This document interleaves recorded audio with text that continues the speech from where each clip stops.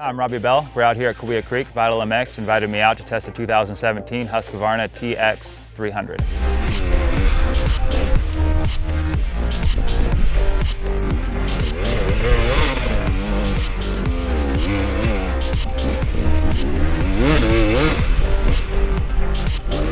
The TX 300 has most of the same improvements as the motocross two-stroke line as far as a new chassis, new subframe, all new motor, just bored out to a 300 with a counterbalancer to remove vibration, improve the rideability of the bike.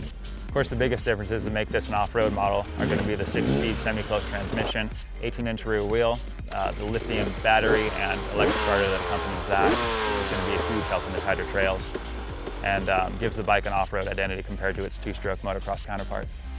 My first impression of the TX 300 is that it's definitely most at home as more of an enduro and tight trail bike. At least that's what it's set up off the showroom floor. The fork struck me as being very plush. The shock as well was pretty plush at slower speeds.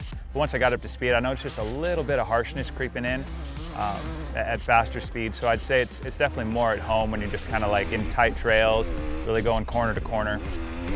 In my opinion, the power is best suited again for just slow to mid-speed trails. I think if you get into stuff that's a little bit tighter, you have to work the clutch just a little bit more and find that, be a little bit more picky about what gear you're in. But definitely once you get into a little bit more flowy trails, a little bit faster trails, I think that's where the motor really starts to shine because it's very broad and has plenty of power.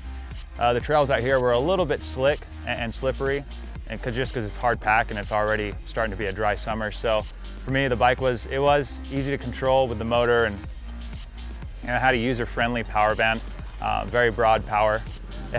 For me, it felt like it had a decent amount of over rev for what I usually like out of a bike. So overall, in my opinion, the bike kind of is trying to find its identity a little bit. Like I said, the suspension is a little bit more set up for the tighter trails, more enduro type stuff, where the motor I think really shines on a little bit of the faster and flowier desert, in my opinion, at least for how I like to ride the bike.